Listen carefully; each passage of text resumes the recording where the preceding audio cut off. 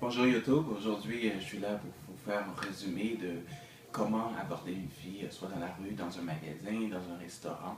J'ai un de mes followers qui m'a demandé de lui faire un résumé de mes vidéos, donc je vous fais vous faire ça en à peu près 10 points pour vous résumer comment aborder quelqu'un. Donc la première chose, souvent les gens vont vous dire de rester vous-même. Moi, en fait, il y a un bémol là-dessus. Je vais vous dire de rester vous-même si vous êtes une personne qui a de la facilité à aborder les gens, qui est très extravertie, une personne qui a une confiance en lui, qui n'est pas gênée. Oui, restez vous-même, allez-y. Pour une personne qui est plus réservée, qui est plus dans sa bulle, qui est plus timide, je dirais à la place de rester simple. Donc, de ne pas se mettre dans des situations où il va s'inventer un personnage à la James Bond, parce que la fille n'est pas conne, il va voir que vous jouez un rôle, elle va s'en rendre compte, et vous allez vous mettre des bâtons dans les roues, donc ça va juste mal aller votre première approche. Donc, restez vous-même si vous êtes quelqu'un de facile à approcher les gens, et si vous êtes quelqu'un de gêné, ben, allez-y le plus simplement possible. Donc, le deuxième point, c'est qu'il faut être confiant. Restez confiant parce que la confiance est l'une des bases de la drague. Si vous n'êtes pas confiant, si vous n'avez pas confiance en vos capacités, si vous n'avez pas confiance en vous-même, en votre physique, donc ça va être difficile de demander à l'autre de vous faire confiance. Parce que draguer, c'est se vendre, c'est de se promouvoir à l'autre en lui disant « je suis quelqu'un d'intéressant, vous gagnerez à apprendre à me connaître ».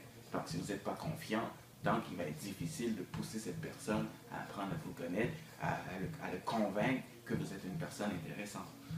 Trois, c'est l'approche. Donc, arrangez-vous que le contact visuel se fasse avant d'aller vers la personne.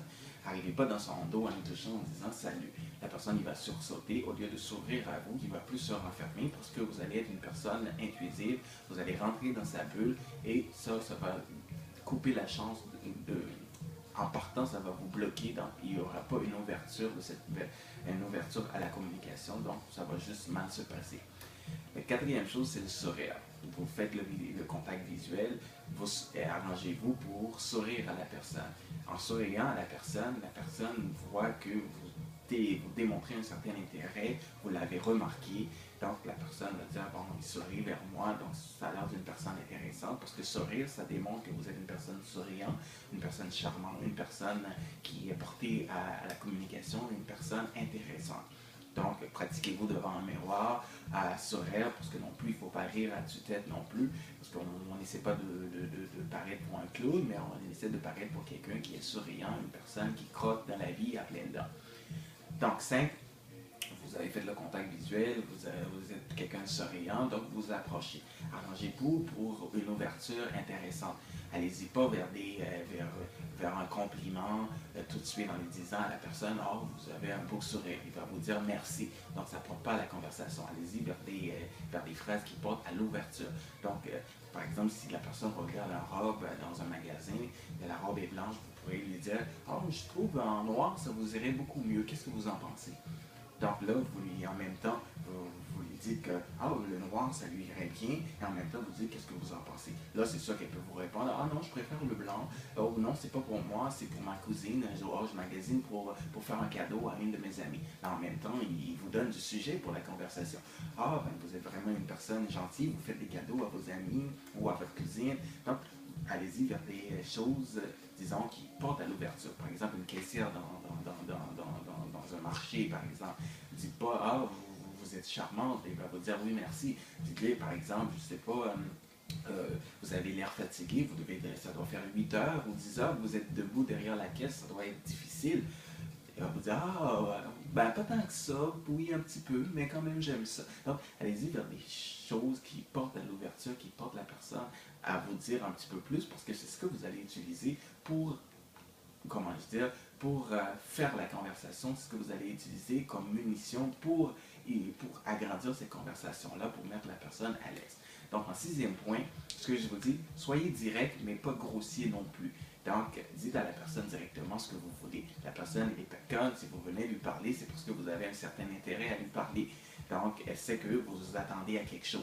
Donc, il n'y a pas besoin de tourner autour du pot. Ne soyez pas grossier, mais dites-lui quand même que, regarde, vous êtes une personne qui m'intéresse, je vous ai remarqué de loin, vous êtes charmant, j'aimerais ça apprendre à vous connaître. Est-ce que ça vous intéresserait d'aller prendre un café? Je ne sais pas si vous avez quelqu'un dans votre vie présentement, mais moi, je serais honoré, ça me ferait plaisir d'apprendre à vous connaître, qu'on puisse voir qu'est-ce que la vie nous réserve, qu'on puisse voir est-ce qu'on est quelqu'un de compatible. J'aimerais ça juste vous revoir parce que vous avoir vu aujourd'hui, ça me pousse à vous revoir. Donc, allez-y direct, sans être grossier, mais dites à la personne directement ce que vous voulez d'elle, ce que vous attendez d'elle. Mais non plus ne pas trop en dire. Allez-y quand même selon votre jugement, parce que chaque situation, oui, il y a des points en commun, mais des fois les situations, dépendamment de la fille, ça peut changer dépendamment de où vous êtes. Éveillez aussi sa curiosité. Dites assez, mais dites pas trop non plus. Parce qu'il faut pas oublier que vous êtes en train de vous vendre. C'est comme de la publicité à la télévision. Vous regardez de la publicité, ils vous disent ce qu'il faut savoir pour commander avec votre carte de crédit, mais ils vous disent pas tout non plus. Les petits caractères sont en tout petit. Fait que c'est un peu la même chose. Déballez-vous pas à 100%, mais dites assez pour que la personne, pour éveiller sa curiosité, puis en même temps, ne pas trop dire pour que la personne puisse avoir l'envie de vous revoir, d'aller chercher ce que vous n'avez pas dit. En même temps, en huitième point, évaluer. Des fois, vous allez pouvoir dater la personne, avoir un premier rendez-vous au même moment. Donc, mais il y a une façon de le demander. Souvent, ce que vous devez dire, vous venez de rencontrer la personne, vous avez fait tous ces aspects-là, vous êtes rendu au moment où la personne vous dites à la personne qui vous intéresse en même temps. La façon de l'inviter, si vous voulez l'inviter tout de suite, vous pouvez lui dire, sans faire une invitation, mais c'est une suggestion. Bon, regarde, moi, je trouve qu'il fait vraiment chaud, je voulais aller me prendre un café, est-ce que vous voulez venir? Donc là, en même temps, tu lui dis que je vais aller me prendre un café. Donc, peu importe que vous venez ou vous ne venez pas, moi, j'allais déjà me prendre un café. Mais vous lui suggérez de vous accompagner. Vous pouvez lui dire, regarde, surtout si on est dans un grand magasin, il y a beaucoup de petits restaurants à côté. Oh, j'allais me prendre quelque chose à boire, est-ce que tu veux venir en même temps? Donc là, en même temps, ça peut faire un premier. Mais comme je vous dis, ça dépend de la situation. Souvent, ça va être un date qui va être reporté soit en fin de semaine ou dans les semaines à venir. Dans ce cas-là, vous allez pouvoir voir mes autres vidéos qui ont parlé pour le premier date. En neuvième position, je dirais, c'est souvent de faire des compliments. Mais s'il vous plaît, faites pas des compliments, faites un compliment qui a de l'allure, un compliment qui est simple. Comme je vous dis, restez simple. Par exemple, sur son sourire, un compliment sur ce qu'elle porte, un compliment, ça peut être aussi un compliment sur sa gentillesse. Je vais dire, regarde, je t'ai abordé, je t'ai parlé, puis je trouve que tu as été très gentil de t'ouvrir à moi, de me parler. Un compliment qui a de l'allure. Allez-y pas avec des compliments super compliqués juste pour aller chercher l'attention de la personne. Souvent, ça ne marche pas. Et en dixième position, s'il vous plaît, quand vous prenez le numéro, appelez pas la journée même.